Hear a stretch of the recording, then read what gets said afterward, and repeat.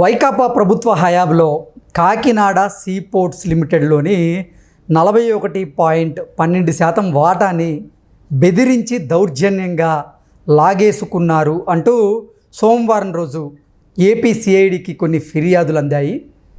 వాటాదారు మెడ మీద కత్తి పెట్టి మరీ ప్రభుత్వ పెద్దలు దౌర్జన్యంగా ఈ వాటాను లాగేసుకున్నారు అంటూ నిన్న సిఐడికి కొన్ని ఫిర్యాదులు అందినటువంటి నేపథ్యంలో అసలు ఎవరు వాటాదారు మెడ మీద కత్తి పెట్టి బలవంతంగా వాటాను రాయించుకున్నారు, అసలు ఆ వాటాదారు ఎవరు అనేది మనం విశ్లేషణ చేసుకునేటువంటి ప్రయత్నం అయితే చేద్దాం. ప్రస్తుతం మనతో పాటు ఉన్నారు ప్రముఖ రాజకీయ విశ్లేషకులు, ప్రముఖ సీనియర్ జర్నలిస్ట్ దుర్గా వడ్లమణి గారు. వారితో మాట్లాడుతాం. దుర్గారు నమస్తే. నమస్తే అండి. దుర్గారు, వైకాపా ప్రభుత్వ హయాంలో అసలు ఆ కాకినాడ సీ పోర్ట్స్ లిమిటెడ్లోని 41.12% వాటాని దౌర్జన్యంగా లాగేసుకున్నారు అంటూ నిన్న ఆంధ్రప్రదేశ్ సిఐడికి కొన్ని ఫిర్యాదులు అందిన నేపథ్యంలో అసలు ఎవరు బలవంతంగా వాటాదారు మెడ మీద కత్తి పెట్టారు, ఎవరు రాయించుకున్నారు, అసలు ఏం జరిగింది వైకాపా ప్రభుత్వ హయాంలో అంటే ఏం చెప్తారు? మీరు చెప్పినట్టుగా Kakinada infrastructure holdings private limited ఏదైతే ఉందో కేవీ రావు గారు, ఆయన మెడ మీద కత్తి పెట్టి అప్పటి వైసీపీ ప్రభుత్వానికి సంబంధించిన పెద్దలు బలవంతంగా 41.12% ఉంటే దాన్ని రాయించుకున్నారు. అయితే దీని వెనకాల ఎవరున్నారు?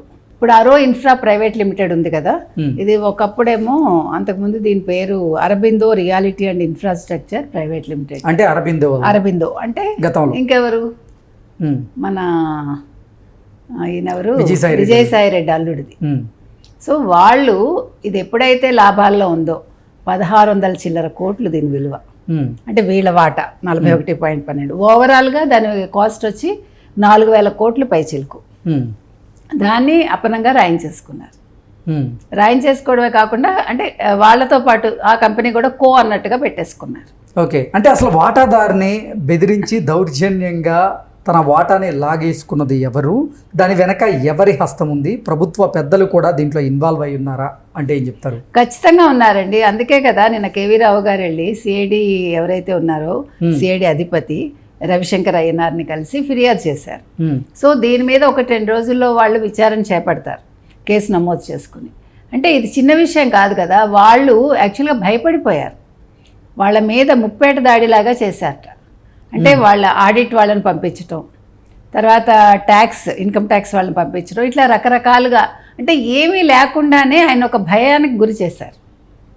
గురి చేసినప్పుడు వాళ్ళ కుటుంబ సభ్యులు కూడా బెదిరిపోయి ఎందుకు మనకి తలనొప్పి రాసి ఇచ్చేయండి అంటే అది చూడండి, మీకు సేమ్ జరిగిందండి జయలలిత పీరియడ్లో.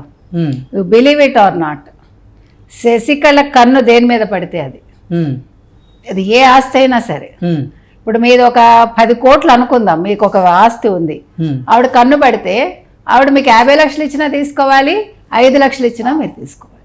ఓకే, ఇంకా అసలు సందేహం లేదు అందులో. మరి అయితే 5000 కోట్లు అన్నారు అప్పట్లో ఆస్తి విలువ, ఇంకెంత ఉందో మనకు తెలియదు. ఎందుకంటే వీళ్ళందరూ కూడా ఇప్పుడు జయలలిత అంత అర్ధాంతరంగా చచ్చిపోవటానికి శశికళ ఎలా కారణమో, ఈరోజు జగన్ ఓడిపోవటానికి, జగన్ రాజకీయంగా సమాధి కావటానికి ఆయన చుట్టూ ఉన్న వాళ్ళు కూడా ఒక కారణం. అంటే తాచెడ్డ కోతిలాగా ఆయనకి ఎలాగా తెలియదు, ఆయనకి ఏదో దోచుకోవటం వనమంతా చేరుస్తుందని వీళ్ళందరూ కూడా వాళ్ళు బాగుపడటం కోసం జగన్ ని చెడ్డవాడిని చేశారు ఒక రకంగా. అంటే జగన్ మంచివాడని నేను అంటల్లా, కనీసం అతను ఆలోచించుకునే వ్యవధి కూడా అతనికి ఇవ్వకుండా ఏమో కొద్దిగా బెటర్ అయ్యేవాడేమో అని అంతే కదా. కానీ అది లేకుండా తయారయ్యాడు. ఇప్పుడు మీరు తప్పు చేసినా, ఇంకోటి తప్పు చేసినా అంటే వైవి సుబ్బారెడ్డి తప్పు చేసినా, విజయసాయి రెడ్డి చేసినా, ఇవాళ కొడాలి నాని ఒక అసెంబ్లీలో మాట్లాడిన మాట, ఒక వల్లభనేని వంశీ మాట్లాడిన మాట ఎవరికి నష్టం చేకూర్చింది? ఓవరాల్గా వైసీపీకి, ముఖ్యంగా వైసీపీ అధినేతకి. మీరు ఎందుకు ఆలోచించరు? ఇప్పుడు నీ భవిష్యత్ అది, నువ్వు మంచిగా ఉండి నువ్వు హ్యాపీగా 5 ఏళ్ళు ఆనందంగా నువ్వు రాజ్యం పరిపాలించుంటే అంటే రాష్ట్రాన్ని, ఈరోజు ఈ గతి పట్టదు కదండి. అసలు కాకినాడ సీ పోర్ట్స్ లిమిటెడ్లోని వాటా విషయంలో ఏం జరిగింది? ఏం జరగలేదండి. ఈయన పేరులో ఉంది, రావు గారి పేరులో. రావు గారు మంచిగా చేసుకుంటుంటే దాని మీద వీళ్ళ కన్ను పడింది. అంటే ఎక్కడెక్కడ బాగుంది, ఎక్కడెక్కడ ఆస్తులు ఉంటే అక్కడ. ఏమంటే నేను గతంలో కూడా చెప్పాను, మీకు గుర్తుందా, జగన్మోహన్ రెడ్డి పాదయాత్ర పేరుతో ఎక్కడెక్కడ ఏ ఏ రాష్ట్రంలో ఏ ఏ ఖనిజాలు ఉన్నాయి, ఏ ఏ భూములు ఉన్నాయి, అంటే ఏవేవి మనం కబ్జాలు చేసుకోవచ్చు, ఎంతెంత వాటి విలువ ఉంటుంది అని సర్వే చేసుకున్నాడు. ఓకే. అందుకని మీరు ప్రతి నియోజకవర్గాల్లో ఆయన ఏదో ఒకటి ఆయన చేజిక్కించుకున్నాడా లేదా? ఓకే. మైనింగ్ కావచ్చు, ఇసుక కావచ్చు, భూములు కావచ్చు, అసలు ఏది ఆయన వదిలిపెట్టాడు మీరు చెప్పండి. సరే శాఖల్లో జరిగినవి ఎలాగా జరిగాయి, అక్కడ కోట్లు కోట్లు దందాలు అయిపోయాయి. కానీ అంటే ఇప్పుడు చూడండి సీ పోర్ట్స్ అనేది చాలా ఇంపార్టెంట్ కదండి. అంటే కాదేది అవినీతికి అనర్హం, కబ్జాకు అనర్హం, కాదేది కబ్జాకు అనర్హం అనేది వాళ్ళ సిగ్నేచర్ లాగా, వాళ్ళ దాన్ని ఏమంటాం మనం tag line, YCP tag line అది పెట్టుకుంటే సూపర్గా ఉంటుంది. ఓకే. ఎందుకంటే అసలు ఇప్పుడు చూడండి, ఇప్పుడు అంటే జగన్మోహన్ రెడ్డికి తెలిసే ఇవన్నీ జరిగి ఉంటాయి. వాడు తప్పు చేస్తుంటే నువ్వు పైన ఉన్నావు, నువ్వు ఒక పార్టీ ప్రెసిడెంట్వి, నువ్వు ఒక ముఖ్యమంత్రివి, నువ్వేం చెప్పాలి? ఇలాంటి పిచ్చి పనులు చేయకండి, పార్టీ నాశనం అయిపోతుందని చెప్తావా? సర్లేండి మీరు ఎంత తీసుకుంటారో తీసుకొని మిగతాది నాకు ఇచ్చేయండి అంటావా? ఇక్కడ అలా జరిగినట్టుగా అనిపిస్తుంది. ఏమంటే 1600 కోట్లు వాటా అంటే మామూలా? అసలు ఆలోచించండి, అసలు మన ఊహకు కూడా అందట్లా. పాప ఆయన ఎంత ఒత్తిడి చేస్తే ఆయన్ని అంటే ప్రాణాలు కూడా తీసే స్థాయికి వెళ్ళారా? ఇంకా సర్లే బతుకుంటే బలిసాకు తినొచ్చు అని చెప్పి ఆయన పోతే పోనీ వ్యాపారం అని చెప్పి ఇచ్చేసాడా? సింహభాగం అంటే చూడండి, అంతే కదా. అసలు ఆలోచిస్తే మనకి అంటే వీళ్ళు అసలు ఎట్లా రాక్షస పాలన ఇది, వీళ్ళకంతా కబ్జాలు చేసుకోవటం, బెదిరించి ఆస్తులు సంపాదించుకోవటం. ఇప్పుడు మొన్న మనం చూసాము విజయసాయిరెడ్డి దందాలేంటి వైజాగ్లో, వాళ్ళ కూతురు ఎలా అక్రమ నిర్మాణాలు కట్టించింది ఆ సీ దగ్గర, అంటే సముద్ర తీరంలో, వాటిని కూల్చేశారు కదా. అంటే మాదే మొత్తం ఈ భూభాగం అంతా మాదే, మేమే ఏళ్తామని అనుకున్నారా వీళ్ళు? అంటే 41.12% వాటాని ఉచితంగా రాయించుకున్నారా?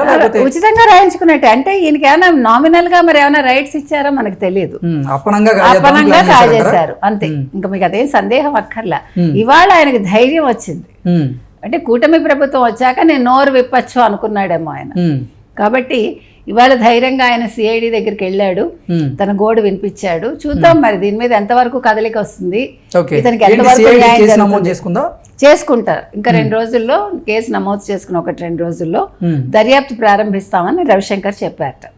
కాబట్టి ఆయన మంచి జరగాలని కోరుకుందామండి. ఈయనకే కాదు, ఇంకా ఇట్లా బాధితులు ఎవరైనా ఉంటే వాళ్ళు ధైర్యంగా ముందుకొచ్చి వాళ్ళు వాటాదారు మెడ మీద కట్టుబెట్టి బెదిరించి సింహభాగాన్ని రాయించుకున్న వారి పేర్లు బయట పెట్టేశారు ఆయన. అదే అంతే. ఇంకా ఇప్పుడు అరో ఇన్ఫ్రాస్ట్రక్చర్ అంటే ఎవరండి? అతనే కదా, వాళ్ళ అల్లుడే కదా, అల్లుడి పేరే చెప్పాడు. వెనక రోహిత్ రెడ్డి అండి మీరు అడిగిన దానికి. ఈయన కూడా విజయసాయి రెడ్డి అల్లుడేట.